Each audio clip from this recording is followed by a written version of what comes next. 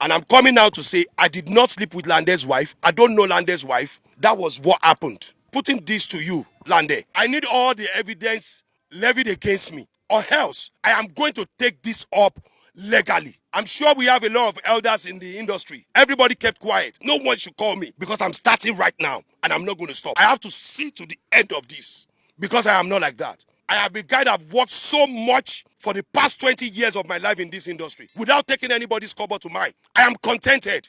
I don't show my life. I keep my steals to myself. Whoever that has have encountered with me, they will know what I'm saying. This is not a damage control.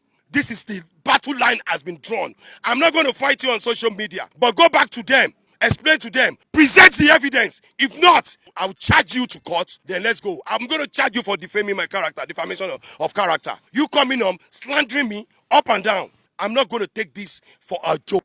And without the evidence, stop slandering my image. I have worked for over 20 years before you came to in this industry. Have you ever seen me on social media trying to do this? But you slandered my name. You assassinated my character. Gbogbo Yín. A lot of people told me that I shouldn't come out to defend myself. Wọ́n ṣèkà fún ẹ, wọ́n ní kó calm down. Má dá wọn lóhùn. Àwọn kọ́ ló feel the pain ẹ̀. Tó bá ṣe wù mí ni má ṣe dájọ́ wọn. Ire. Those are part of my nugget. Ìkà ni ká máa jẹ́. Ẹ̀yin ìkà ọ̀bàyéjẹ́, ẹ̀yin ìkà ènìyàn. Babati that you don't know. To those people that are coming up, Tony Mama Babati, you want people to be attacking me. So if I come at test jazz Laura Mini. You slandering my name that you don't know me, don't know anything about me, just for the gram. Otishiso, because I'm going to arrest you for defamation of character. Ma worry, one my wife, one thing why buy. You said Emi ati Ìyàwó ya Lande yen, like you're planning back kidnap yen, Babati dem ada owo yen pada. Otishiso. You guys should do proper thing, or else I'm going to take this legally. I swear by my father and mother's grave. Mobi Shedebi, Mori Ajomi, Gbogbo Asokola Salon. Àmọ́ o, ṣe rí nǹkan tó ṣẹlẹ̀ between ìyàwó Lande àti Babati.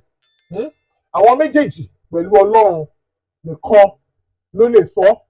Nítorí online bẹ́yìn kan ṣe ń sọ wípé Mary Gold ti jẹ́wọ́. Mary Gold ò jẹ́wọ́ o. Torí nínú interview tí wọ́n ṣe fún Mary Gold lọ́dọ̀ Ìyàwó yẹn tí mo post just a bit of it ti bíbà. Nígbà tí Ìyàwó dìídì bèrè lọ Mary Gold wípé ṣé Babati bá dára sùn. Mary Gold sọ wípé òun ò mọ o wípé nígbà táwọn ti jọ ṣe tútọ̀jẹ ẹ̀tàn òun lọ sí kitchen lọ sùn torí pé ṣé àkàn wà ń bẹ̀ tí ó tóbi àbí tó fẹ́ dẹ̀ ní tó wà comfortable. Ó ní ṣùgbọ́n dára sùn sínú ilé. Now first of all inú ilé tó sùn sí yẹn mi ò mọ̀ bóyá sitting room ni àbí bedroom ni.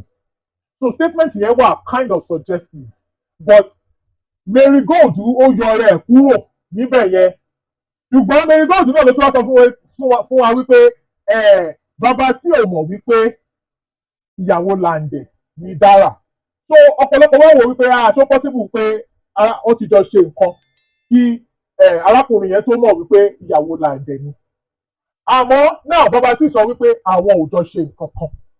Babati tún wá ń jẹ́ kó yé wa wípé ọ̀rọ̀ yìí o àwọn tó ń defame character òun bíi Lande bíi oríṣiríṣi àwọn bloggers tí wọ́n sọ nǹkan tí ojú wọn ò rí òun máa gbé wọn lọ sí court tí wọ́n gbé evidence wọn wá. Now between you and I ṣé Lande ní evidence wípé Babati bá ìyàwó òun ṣe nǹkan kan. Ṣùgbọ́n tí wọ́n bá tún bẹ̀rẹ̀ lọ́wọ́ èmi ò rí ibì kankan ní tí Lande ti expressly sọ wípé Babati bá ìyàwó òun sùn. Fídíò méjì ni mo rí tí Lande ṣe ó ti call out Babati ṣùgbọ́n nínú méjèèjì mi ò rí ibi tó ti sọ wípé ẹ bá ìyàwó òun sùn o. You understand? To make that statement àwa èèyàn láwọ̀ wípé nǹkan tó ṣẹlẹ̀ nìyẹn. Then Gbogbo náà tún gbé picture sí tó tún gbé nǹkan sí tó dàbí wípé lóòótọ́ ó bá ìyàwó ẹ̀ sùn. But Gbogbo náà ò tí ì fún wa ní gist yẹn gangan bó ṣe ṣẹlẹ̀ according to Gbogbo.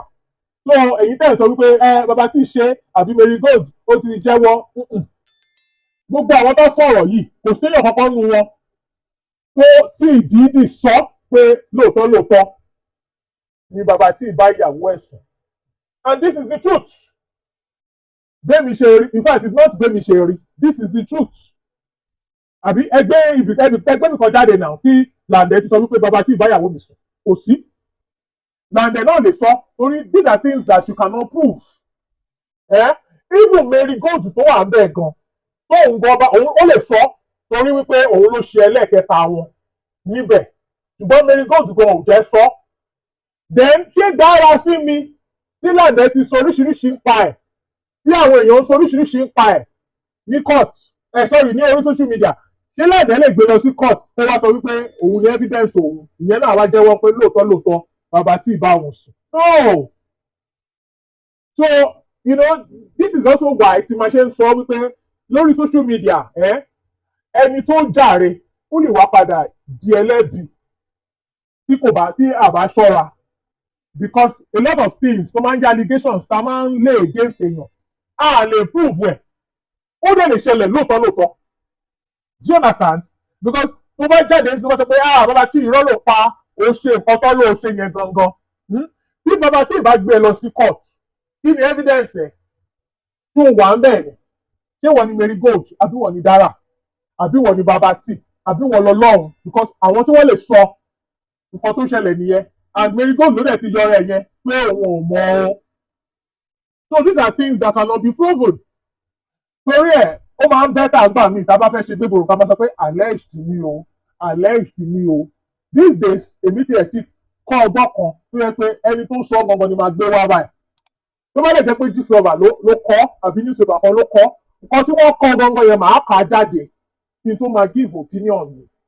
Social media ó ti di ohun ẹlẹgẹ́ ẹ má gbàgbé pé as much as bí a ṣe ń rojú ẹlẹ́jọ́ mo mọ̀ pé mò ń preach ni ẹ má bínú bá a ṣe ń rojú ẹlẹ́jọ́ tó tá à ń ṣe gbégbòrùn ọ̀pọ̀lọpọ̀ nǹkan tá à ń sọ yìí ó hurt àwọn ẹlòmíì ó dẹ̀ lè kọ́ sí ìbanilórúkọ jẹ́ but tó bá ṣe wípé èèyàn kan ló gbé ọ̀rọ̀ yẹn jáde àwa náà à ní máa ganu sí but àmọ́ bá ṣe ń ganu sí náà ẹ jẹ́ ká máa mọ nǹkan tá a máa sọ because look at it now ṣé Mary Gold lè máa sọ pé kí ni Mary Gold confirm Mary Gold just confirms that òun gbé ìyàwó Lande lọ sọ́dọ̀ bàbá tí kò sọ wípé òun lọ fi ṣe wúkọ̀ bí ẹ̀yin kan ṣe ń sọ bóyá wọ́n lọ fi ṣe wúkọ̀ fún bẹ́ẹ̀ even nǹkan tó bá jẹ́ pé ó gbé lọ ṣe wúkọ̀ fún bẹ́ẹ̀ tí ẹni yẹn ò dẹ̀ mọ̀ wípé ìyàwó Lande ni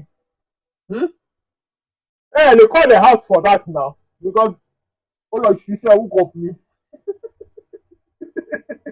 I'm just joking but you know what I mean this is why tó yẹ jẹ́ pé ẹ̀yin èèyàn ọmọkùnrin gan ẹ wò ìgbà míì máa sọ pé irú àwọn èèyàn bíi Lande yẹn Ọlọ́run ló mú wọn as a matter of fact ṣẹ́rí láti joy mi kàn share ní fídíò pa Lande ni because mo rí wípé àwọn ọ̀rọ̀ tó sọ yẹn some of it kò bá mi lára mu bí ibìkan tó ti sọ pé àwọn nǹkan táwọn èèyàn máa ń sọ nípa single mother àṣòótọ́ ọ̀nà kí ló mean by that tí gbogbo single mother ló ń ṣèranù ni o lè gbé gbogbo single mothers kó gbé wọn sí bracket then Lande fúnra ẹ̀ náà ṣùgbọ́n òun náà ti lọ́mọ tẹ́lẹ̀ single father lòun náà nà then bá bá rí ẹ̀ in fact ó dà pé mo máa ń ṣe show yẹn next ni wípé Lande tó ń sọ̀rọ̀ fúnra ẹ̀ yẹn ó ní lady kan tó jáde tó jẹ́ wípé ìyẹn ní òun àti Lande làwọn jọ ń fẹ́ ra